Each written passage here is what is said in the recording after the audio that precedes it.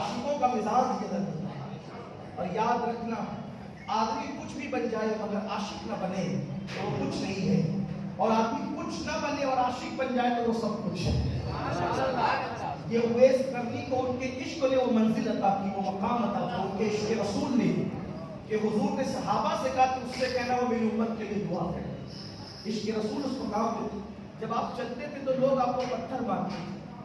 हज़रत उवैस करनी को लोग पत्थर मारते थे, पत्थरों से मारते थे। तो उवैस लोगों को कहते थे, लोगों बड़े पत्थर न मारा करो, छोटे छोटे मारा करो। लोगों ये नहीं कहते थे कि मत मारा करो, ये नहीं कहते थे कि मत मारा करो, क्या कहते थे? मारो, जरूर मारो। इसलिए कि आशिक तो होता ही मार खाने के लिए, दीवाना तो होता ही मार खाने के लिए, तो वो दीवाने के जिसे पत्थर न मारे जाए। लेकिन बात इतनी है, मारो जरूर मारो, बड़े पत्थर न मारो, छोटे छोटे मारो। तो लोग कहते थे उवैस आशिक भी बनता है इतनी बड़ी हस्ती का, और मार खाने से डरता है। कहा मैंने कब कहा कि ना मारो, मैं तो कहता हूँ मारो, बड़े ना मारो, छोटे मारो। कहा छोटे क्यों? तो कहते थे बड़े पत्थर मारते हो तो चोट लगती है, खून निकल आता है, खून निकलता है तो वजू टूट जाता है। बेवजू नामे मोहम्मद कैसे दे सकता हूँ? बेवजू यार का नाम कैसे ले सकता हूँ? मैं तो ये चाहता हूँ कि तुम पत्थर मारो, छोटे पत्थर मारो, ताकि मेरा वजू कायम रहे, बावजू नामे मोहम्मद भी लेता रहूं, तुम्हारा काम भी चलता रहेगा, मेरा काम भी।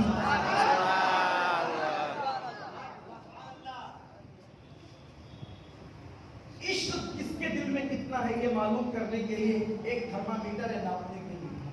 जिसके दिल में जितना अदब होगा वो उतना बड़ा आशिक रसूल। बगैर अदब के कोई आशिक रसूल नहीं हो सकता। आज तो रसूलुल्लाह का नाम ऐसे लेते हैं, आप सल्लल्लाहु अलैहि वसल्लम कहते हैं, सल्लल्लाहु अलैहि वसल्लम भी पूरा नहीं पढ़ते। अपने मौलवी का नाम लेंगे तो 4 इबादतों के बाद असल नाम आएगा, 4 अलकाबात के बाद आएगा। और हुजूर के अलकाबात ले लो तो लोग चराग हो जाते हैं, इतने बड़े, इतना मत बढ़ाया करो उनको। नादान जिसके लिए वरफाना लका जिक्रक नाज़िल हुई है, उन्हें बढ़ाएगा कौन? उन्हें बढ़ाएगा कौन? वल्लाह वो इतने बड़े हुए हैं, अब उनको कोई बढ़ा नहीं सकता। अलबत्ता वो ऊंचे हो गए, उनके ऊंचे नाम हो गए जो उनके गुलाम हो, जो उनके जिक्र करने लगे उनको बुलंदी नसीब हो गई। हुजूर को कौन बढ़ा सकता है? अल्लाह ने उनको इतना बढ़ाया, इतना बढ़ाया, इतना बढ़ाया कि अब उनकी बुलंदी का कोई अंदाजा, जब उनके गुलामों की बुलंदी का अंदाजा नहीं हो सकता। सरकार गौसे पाक फरमाते, मुझे किसी पे कयास मत करना, किसी को मुझ पर कयास मत करना। अब्दुल कादिर जिलानी अल्लाह के राजों में से एक राज बनकर आया। जब 500 साल के बाद पैदा होने वाले बेटे की शान का ये आलम है, तो मेरे नबी की शान का आलम क्या होगा? ये अंदाजा कर सकता है। अल्लाह अकबर। तो अर्ज ये कर रहा था कि उवैस करनी को हुजूर अलैहिस्सलाम ने जुब्बा पहुंचाया और 2 सहाबा को हुक्म दिया कि तुम इसको जुब्बा देना, लेकिन जब जुब्बा देना तो उससे कहना कि वो मेरी उम्मत के लिए दुआ करे। उवैस करनी को वो जुब्बा दिया गया, सलाम पेश किया गया। जब सलाम पेश किया तो उन्होंने पूछा कि मेरा नाम आया तो कैफियत क्या थी? फारूक आजम बोल पड़े, इतने बड़े आशिक थे, मिलने क्यों नहीं आए? तो उन्होंने अर्ज किया, सरकार आपने तो बार बार देखा है, ये बताएं कि हुजूर की भवें मिली हुई थी या अलग अलग थी? इतना सुनना था। अमीरुल मोमिनीन सैयदना फारूक आजम रोने लगे और कहते, उवैस यही तो बात है, जब जब नजर उठती थी अदब की वजह से निगाहें झुक जाया करती थी। अल्लाह अल्लाह, ये अदब का हाल था, हम उनको नजर भर करके बार बार नहीं देख सकते थे। अल्लाह अल्लाह। हज़रत उवैस करनी ने कहा, लेकिन उमर मैं ये बता सकता हूँ कि हुजूर अलैहिस्सलातु व तस्लीम की भवें जुदा जुदा थी, लेकिन जब दूर से देखते थे तो मिली हुई नजर आती थी, और करीब से देखते थे तो जुदा जुदा नजर आती थी। इससे हटकर भी एक रिवायत मौजूद है, मिलने का तस्करा भी आता है, लेकिन इख्तिलाफ रिवायत की तरफ नहीं जाता। तो अर्ज ये कर रहा था, फिर जुब्बा दिया गया, ये जुब्बा लो, हुजूर की उम्मत के लिए दुआ करो। उवैस करनी ने जुब्बा लिया, और जुब्बा लेने के बाद आपने दुआ के लिए अल्लाह की बारगाह में अर्जी की।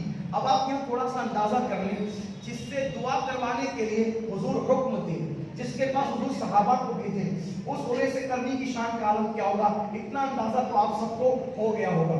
اویس کرنی وہ جس کے لیے حدیث پاک میں آیا ہے کہ اویس کرنی نے دعا کی تھی، اے اللہ میں نے محبوب سے ایسا عشق کیا، اب میری تمنا یہ ہے کہ وہ مجھے جانے اور میں انہیں جانوں اور مجھے تیسرا کوئی نہ جانے، یار کے سوا مجھے کوئی تیسرا نہ جانے۔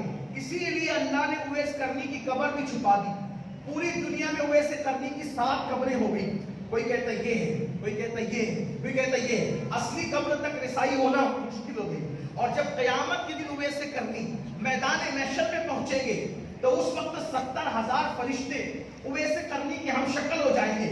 کوئی کہے گا وہ اویس ہے، کوئی کہے گا وہ اویس ہے، کوئی کہے گا وہ اویس ہے، کیونکہ اویس نے عشق کا وہ لباس پہن لیا کہ دل میں تمنا تھی میری یار کے سوا مجھے کوئی نہیں پہچانے گا۔ یہ ہے عشق، یہ ہے محبت، اور یہ محبت کی لذتیں دو عالم سے کرتی ہے۔ بیگانہ دل کو عجب چیز ہے لذتیں آشنائی، جب یار کا پتہ مل جاتا ہے تو آدمی پھر گمنام ہونا چاہتا ہے، بلکہ وہ ایسی دعا کرتا ہے کہ ایسا گھما دے ان کی بلا میں خدا ہمیں ڈھونڈا کرے پر اپنی خبر کو خبر نہ ہو۔ آدمی اپنے آپ ہی سے گم ہو جانا چاہتا ہے، تو جناب اویس کرنی رضی اللہ تعالیٰ عنہ ہاتھ اٹھا کر دعا کرتے، اے اللہ جس محبوب نے جبہ دیا اس جبے والے کا واسطہ ان کی امت کو بخش دے۔ ندائے اویس محبوب کی آدھی امت تیری دعا سے بخش دی، محبوب کی آدھی امت تیری دعا سے بخش دی۔ دریائے کرم جوش میں دیکھا، عرضی کی مولا اور زیادہ بخش، اور زیادہ بخش دے۔ امام اربلی لکھتے ہیں تفریح الخاطر کے اندر، امام اربلی لکھتے ہیں کہ جب کہا کہ مولا آدھی بخش دی تو آدھی اور بخش دے، دریائے کرم جوش میں دیکھا تو جواب آیا نہیں، نہیں، اس لیے کہ قدرت کے فیصلے ہیں۔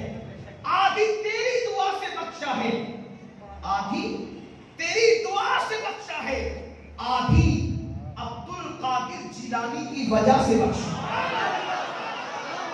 آدھی تیری دعا سے بخشا ہے، آدھی عبد القادر جیلانی کی وجہ سے بخشیں گے۔ آخر یہ دعا اور وجہ پر بھی تو لوگ توجہ کریں کہ کیا شان ہے میرے مرشد غوث پاک کی رضی اللہ تعالیٰ عنہ۔ اللہ اکبر، کہا کہ آدھی عبد القادر جیلانی کی وجہ سے بخشیں گے۔ حضرت اویس کرنی نے پوچھا اللہ یہ عبد القادر جیلانی کون ہے؟ تب اللہ نے جواب دیا یہ میرے محبوب کا محبوب بیٹا ہے، یہ میرے محبوب کا محبوب بیٹا ہے۔ جو مقام نبیوں میں میں نے اپنے محبوب کو عطا کیا، وہ مقام ولیوں میں عبد القادر جیلانی کو عطا کریں گے۔ یہ ہماری حجت ہے، یہ ہماری دلیل ہے، یہ ہماری نشانیوں میں سے ایک نشانی ہے۔ جو عبد القادر سے محبت کرے گا ہم اس کو اپنا محبوب بنا لیں گے، ہم اس سے محبت کریں گے۔ اللہ اکبر۔ اور پھر جب حضرت اویس کرنی نے سنا کہ ان سے محبت کرنے والا بھی محبوب ہوگا تو پوچھا مولا یہ رہتا کہاں ہے، یہ رہتا کہاں ہے تاکہ میں اس سے جا کے ملاقات کروں، یہ رہتا کہاں ہے تاکہ میں اس سے جا کے ملاقات کروں۔ ارشاد ہوا وہ ابھی پیدا نہیں ہوا، اس وقت یہ مقام قاب قوسین اور ادنیٰ کی منزلوں کی لذتیں لوٹ رہا ہے، اور فی مقعد صدق عند ملک مقتدر کے مقام پر یہ موجود ہے، یہ اس مقام پر فائز ہے، ابھی پیدا نہیں ہوا۔ اور سنو اویس، جب وہ پیدا ہوگا، جب وہ پیدا ہوگا اور پیدا ہو کر جب وہ دنیا میں آئے گا تو ایک بات اس سے کہلوائیں گے، وہ کہے گا میرا یہ قدم ہر ولی کی گردن پر ہے، میرا یہ قدم ہر ولی کی گردن پر ہے، تو اس کے لیے سارے ولی اپنی گردن کو جھکا دیں گے۔ اویس کرنی نے جب یہ سنا تو کہنے لگے مولا جب وہ آئے گا اور کہے گا کہ میرا قدم ہر ولی کی گردن پر ہے تو سب ولی اپنی گردن جھکائیں گے، جب جھکائیں گے تب جھکائیں گے۔ تو گواہ رہنا میں عبد القادر کے لیے ابھی اپنی گردن کو جھکا رہا ہوں، جس کے لیے اویس کرنی گردن جھکائے اسے غوث اعظم دستگیر۔ اسی لیے میرے امام کہتے ہیں اور بڑے مزے میں کہتے ہیں الوہیت کی ایک احمد نے نہ پائی، الوہیت کی ایک احمد نے نہ پائی، نبوت ہی سے تو عاقل ہے یا غوث، نبوت ہی سے تو عاقل ہے یا غوث، صحابیت پھر تابعیت پھر آگے قادری منزل ہے یا غوث۔ اور کہتے ہیں ہزاروں تابعی سے تو فضو تک ہزاروں تابعی سے تو فضوتر یہ طبقہ مجھ بلند فاضل ہے یا غوث. اور کہتے ہیں جو تیرا طفل ہے کامل ہے یا غوث, تو فیضی کا لقب واصل ہے یا غوث. اب آپ مجھے بتائیں جب ہر ولی قیامت میں کام آئے گا تو جو ولیوں کا سردار جس کے لیے ادھر سے کرنی جیسے لوگ گردن جھکائے کیا وہ کام نہیں آئے؟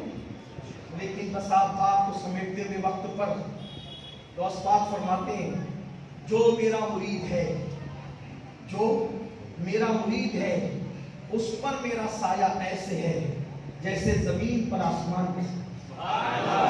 جو میرا مرید ہے, جو میرا مرید ہے اس کو ٹھوکر لگتی ہے وہ گرنے والا ہوتا ہے تو میں ہاتھ پکڑ کر اس کو گرنے سے بچا لیا.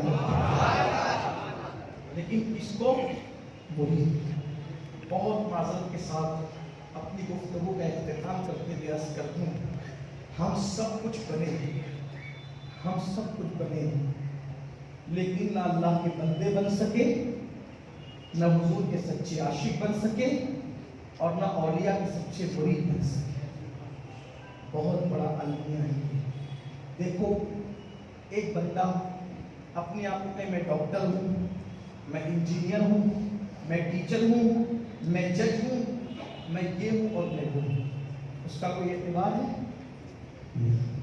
کیوں؟ جب تک گورنمنٹ کی کوئی یونیورسٹی یا گورنمنٹ کا کوئی کالج کسی امتحان کے کامیاب ہونے کے بعد اس کو کوئی سرٹیفکیٹ نہیں دے تو اس کا خود ساختہ سو کا ڈاکٹر بن جانا یا انجینئر بن جانا یا ٹیچر بن جانا, بولو کیا اس کو ٹیچر بنا سکتا ہے, انجینئر بنا سکتا ہے, ڈاکٹر بنا سکتا ہے؟ نہیں. ہر ڈگری کب ملتی ہے؟ کسی امتحان کے بعد. ہر ڈگری کب ملتی ہے؟ کسی امتحان کے بعد. اور ڈگری آدمی خود چھاپتا نہیں ہے, خود تلاش نہیں کرتا, بلکہ اس کو حکومت ڈگری دیتی ہے, اور وہی ڈگری معتبر ہے جو حکومت کی منظور شدہ ہو. ہم نے اپنے آپ کو کہا میں اللہ کا بندہ, میں نبی پاک کا امتی, میں حضور کا عاشق, اور میں غوث پاک کا مرید, اور میں یہ اور میں یہ اور میں انا اور میں فلاں. ہم بہت کچھ میں کر چکے, لیکن ایک کنڈیشن ہے. کنڈیشن کیا؟ کنڈیشن کیا؟ کنڈیشن آپ کہتے ہیں میں نے غوث پاک کا دامن پکڑا, ہم کہتے ہیں میں نے غوث پاک کا دامن پکڑا. میں تو اتنا سمجھتا ہوں کہ اگر غوث پاک کا دامن چور پکڑ لے, چور وہ چور نہیں رہ جاتا. غوث پاک کا دامن اگر چور پکڑ لے تو چور بھی ولی ہو جاتا ہے. چور دامن پکڑے ولی ہو جاتا ہے. ہم نے کیسے دامن پکڑا غوث پاک کا کہ ہم نمازی بھی نہ بن سکتے؟ اب سوچے تو صحیح, غوث پاک کا دامن کیسے پکڑا؟ پتا چلا ہم نے چیٹنگ کی ہے, چیٹنگ, خود فریبی کی ہم نے. واللہ غوث پاک کے دامن میں کوئی کمی نہیں, کوئی کمی نہیں. غوث پاک کی چوکھٹ پہ کوئی بیٹھ جائے نا, صرف غوث پاک کی چوکھٹ پہ بیٹھ جائے تو بھی وہ معمولی نہیں رہ جاتا. اولیاء اس کے وسیلے سے دعا کرتے تھے جو چوکھٹ پہ بیٹھ جائے. ہاں ہم کسی بڑے بڑے دعوے, زندگی میں نہ نماز کا پتہ, نہ روزوں کا پتہ, دین سے دور, دین سے بیگانہ. یاد رکھنا جاتے جاتے دل کا درد آپ کے دل کی دہلیز پر رکھ کر جانا. ہو سکے تو گھر جا کر میری گفتگو پہ غور کرنا. میں کوئی مقرر, کوئی خطیب نہیں کہ میں کوئی فن آپ کے سامنے پیش کر رہا ہوں, نہیں. میں آپ کے سامنے صرف اپنے دل کا درد پیش کر رہا ہوں. دین سے دور رہ کر, بیگانہ رہ کر کتنے ہی مزے لے لو, ایک دن اللہ کی طرف لوٹنا ہے. آخر موت ہے. دولت کے نشے میں, جوانی کے غرور میں, فیشن پرستی کے تکبر میں کتنا بھی دور چلے جاؤ اللہ سے, ایک دن اللہ کی طرف ضرور لوٹ کر کے جانا ہے. جیتے جی رہی تو مرنے کے بعد لوٹنا ہے. ایک دن جسم کا رشتہ روح سے ٹوٹ جائے گا. میرا مال, میری دکان, میرا کاروبار, میری دولت, فیشن, یہ وہ, کتنا دن سے دور جاؤ گے. ایک دن موت ہے, موت. جسم کا رشتہ روح سے ٹوٹے گا اور موت آئے گی. اور جب موت آئے گی نہ دولت رہے گی, نہ ثروت رہے گی, نہ مال. فریب ہے فریب. کہاں گیا فرعون اور اس کی سلطنت, کہاں گیا نمرود اور اس کی دولت, کہاں گئے بڑے بڑے شہنشاہ کہاں گئے بڑے بڑے بادشاہ جن لوگوں کو دودھ اور چندن سے نہلایا جاتا تھا، روزانہ جن کے لیے نئے نئے حوض بنائے جاتے تھے، آج ان کی قبروں